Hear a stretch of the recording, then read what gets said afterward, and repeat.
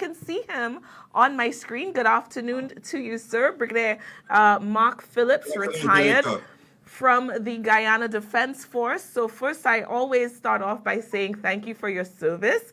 And let's have a chat now about what's going on in your country, sir. It is the 23rd of July. It is over 130 days since your general election of March the 2nd. Your party has been asserting that it has won the poll. We have seen several reports coming in from the chief elections officer, and we've not had a declaration from the Guyana Elections Commission as yet, because the results of this election have been in court, Court of Appeals, CCJ, another case back to the High Court, back to the Court of Appeal. This second case looks like it may go back to the CCJ. Sir, just give me, in your opinion, an assessment of what exactly is going on. Like, what's the current situation right now in Guyana? Thank you, Janika. Quickly, if I could update you, on Monday, the High Court in Guyana, where the Chief Justice presides, the High Court had ruled that the elections in Guyana must be declared using the results of the recount. Since that ruling on Monday, we have the matter before the Court of Appeal. In other words, the litigants are appealing the Chief Justice's decision. Yesterday, we had the case management for the matter to be heard before the Court of Appeal, and that hearing will be on Saturday. And hopefully, by mid next week, we should have a decision coming from the Court of Appeal on that last case. So as it is now, we have to await the decision of the Court of Appeal before we can have a declaration of the election results in Guyana. Right. Could you just repeat what day you're expecting that Court of Appeal decision to come in? Well, the hearing will be on Saturday, okay. And by my estimation, even though the Court of Appeal did not announce a date for the decision, if the hearing is Saturday, and I know the court tends to work, expeditiously on these matters, I would assume by mid next week, by Wednesday, we should have a decision from the court. Okay. But I mean, either Wednesday or before Wednesday. Mr. Phillips, I appreciate your optimism. But we have been here before, and when I say here before, meaning, when the Caribbean Court of Justice ruled on the case that had come before it, the case that Eslin David filed. The CARICOM and international community really thought that, all right, this was it. That after the CCJ decision, GCOM would do what, it needed to do, and then there would be a declaration that would have followed, quite quickly after that. But we have seen, instead of that anticipation, we have seen yet another court case be filed. So why do you have confidence that this may be the last legal maneuver that supporters of APNU AFC coalition will employ? I agree fully with you. I myself was optimistic, and I expected that after the CCJ ruling, we would have had a decision. And lo and behold, while the Guyana Elections Commission had started their meetings towards the declaring the elections, lo and behold, we had another court case filed. This one, Messenger Jones. Mm-hmm. This case went to the High Court, It was ruled, as I mentioned, on by the Chief Justice, and now it is before the Court of Appeal. And I wouldn't be surprised that after the Court of Appeal ruling, which I mentioned is likely to be sometime next week, it will end up before the CCJ again. Right. But what is important to note is that the APNU AFC, that is the party in government, they are now abusing the court system in Guyana. They are abusing the judiciary in the sense that they keep making applications before the court, one after the other, with the intention of stalling the declaration of the elections results. This is the third such application before the court that went right up to the CCJ, and this third one is likely to go up to the CCJ too. However, what is interesting is that not the Chief Justice in the High Court only, but on a previous matter, both the Court of Appeal and the CCJ already ruled that the results of the recount must be utilized to declare the winners of these elections. So it's a case of the courts being abused to obstruct the natural progress towards a declaration that once it's done based on the results of the recount will clearly show the PPPC, that is my party, the People's Progressive Party Civic, winning the elections. So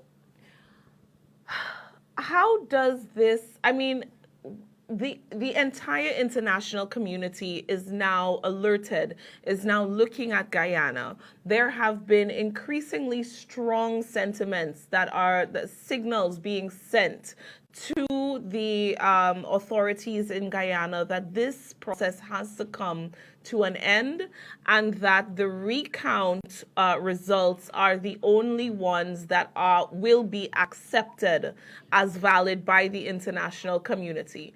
It does not look like the government of the day is going to accept that. In fact, I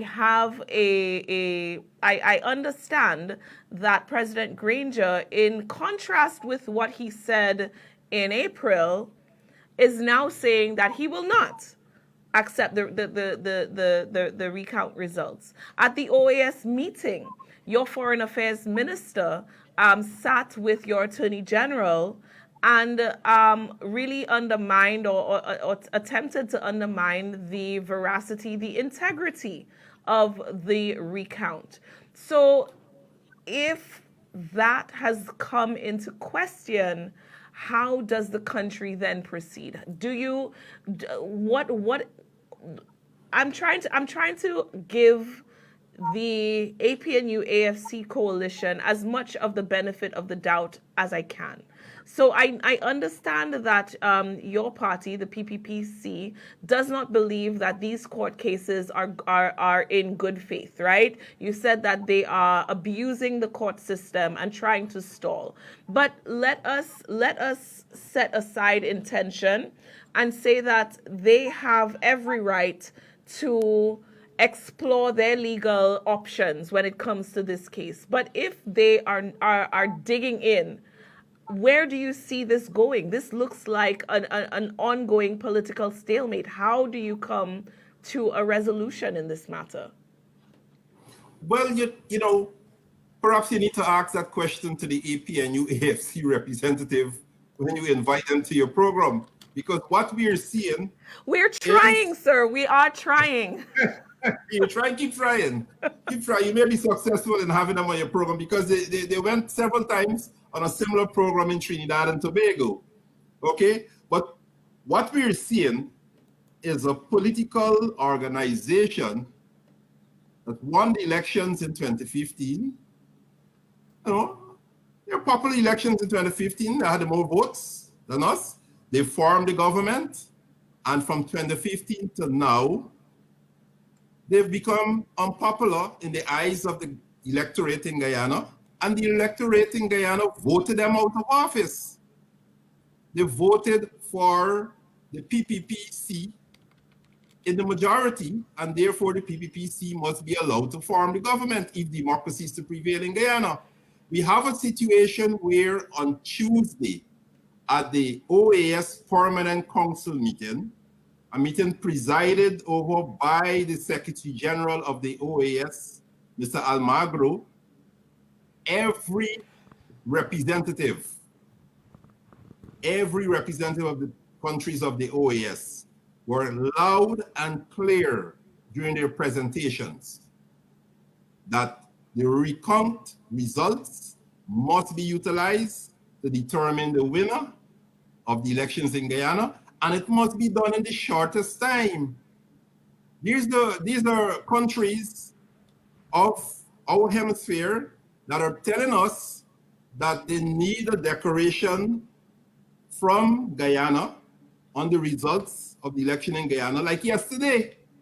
These are countries who are urging us to understand that we have signed on to a charter that promotes democracy throughout our hemisphere.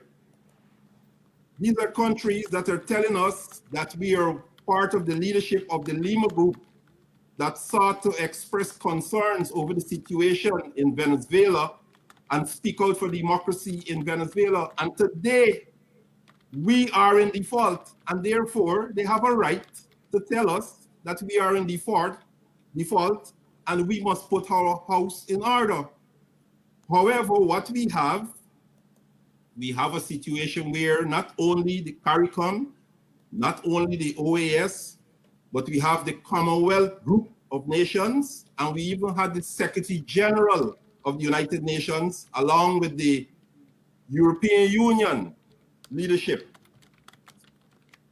asking, pleading with Guyana and the government in Guyana, the government formed by the APNU AFC, to accept the results of the recount and to step aside and allow a peaceful transition to a government led by Dr. Irfan Ali, the presidential candidate of the PPPC. So the entire world is expressing concern with the political situation in Guyana. The entire world is speaking to the leadership of the APNU AFC and its president, the incumbent President David Granger, to accept that they have lost the elections and to allow the formation of the new government. But you know what they keep holding on to? They said, oh, we still have to have a declaration.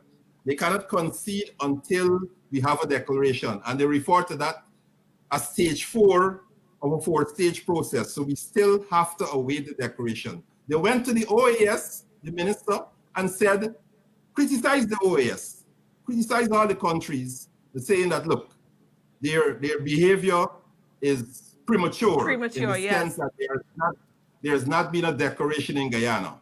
But in the same breath, this is the government that is obstructing the process towards a declaration by having, the case in court. As soon as you finish one case, there's another case. And it goes right up to the CCJ, and then they come again and they go start over with the hope that the case go up to the CCJ again. I don't know why they're doing this. Well, why they're pleading. Let's talk about the cases. Let me finish. We are heading for a constitutional crisis in Guyana because the most recent statement by the APNU AFC government is that they are not going to accept the recount results. That's the statement as of yesterday. Yeah, that's what. Yeah. So what then? What then? Well, if this is the position that APNU AFC is taking, what then? Well, I can tell you, we still have another stage to go through, the declaration of the results. So they can make any statement they want to make now, right? They already commit themselves to a 4-stage process, and we still have to have the declaration of the results. So let us await the declaration of the results, which will be done in keeping with the recount, okay? And after the declaration, let us see what they will do. because the entire world has already spoken to this government. And if they want to remain as a recalcitrant, organization and to remain in government, even after declaration says that they would have lost the election and they should concede, it means that here we are into what I refer to as a constitutional crisis with a dictatorship, right? In the same breath, this government is calling on all the other political parties, to dialogue, to let us have some talk so peace can remain in Guyana. Here is a government that lost the election. Here is a government that should concede and demit office. The entire world is telling you to do that, and they're saying that they want talks with the other parties. But the position of my party, the PPPC, is that we are not engaging in any talks until the finality of the democratic process, which is the declaration of the election. After we have the declaration of the election and President Irfan Ali is sworn in and we form a new government, then we can sit and talk about any constitutional reform. That is our position. That has been a manifesto position, and we have an obligation to adhere to what is in our manifesto. So what I can tell you is that every time I have done a piece on development in Guyana, every time I have had interviews with people talking about the situation in Guyana, after the program, I get a lot of messages. I get calls from people who identify themselves as Afro-Guyanese, people who identify themselves as APNU AFC supporters, and they express to me great anxiety about what is to become of them, basically, in the event of a PPPC victory. Now, I asked this question to some of your colleagues. I believe I spoke to Mr. Hughes and Mr. Datadin, and I asked them, how can the PPPC message to Afro-Guyanese, to APNU AFC supporters, that this is not going to be the traditional racial politics that Guyana has had, and that a PPPC government would not freeze out a certain sector of the population based on their political affiliations or even based on their ethnic background. Is there anything that you think the PPPC could say to ease or allay those anxieties, or do you think they are just baked into the political makeup of the country? Look, the PPPC in its manifesto and during the campaign, we've made it clear that we, on winning the elections, we will be forming a government that will govern for all Guyanese. It doesn't matter what race you are or whether you are a supporter of the APNU AFC. We want to form a government and we want to embrace all Guyanese in the development approach to Guyana. Because, many of the Guyanese are living outside of Guyana.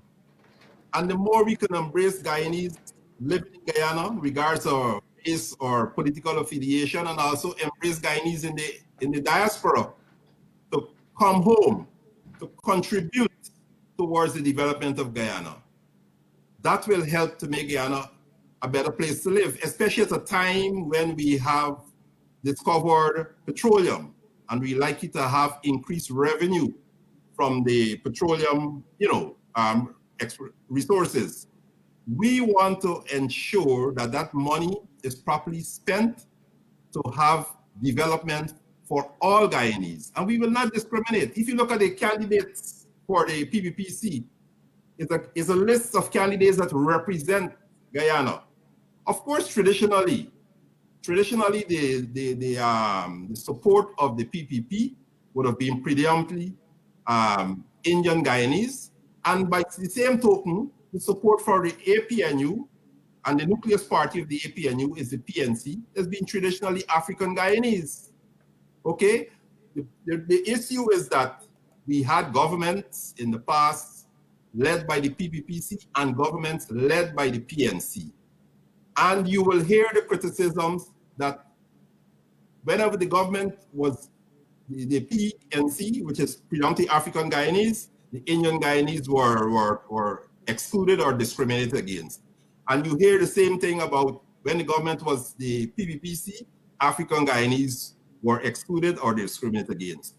We have in our manifesto 2020, and we went to the people and we told the people in no uncertain terms that we will be forming a government for all of the people of Guyana, regardless of race and regardless of whether your political affiliation, because we recognize that the only way Guyana could develop and move forward is by us promoting our multi-ethnicity, by us promoting social and ethnic cohesion in everything that we do in Guyana. And that's the reason why I'm on board in politics, because I believe in that. And I'm an African Guyanese who is in the leadership of the PPPC. And you already know the PPPC, you know, they have a lot of support from the Indian Guyanese community.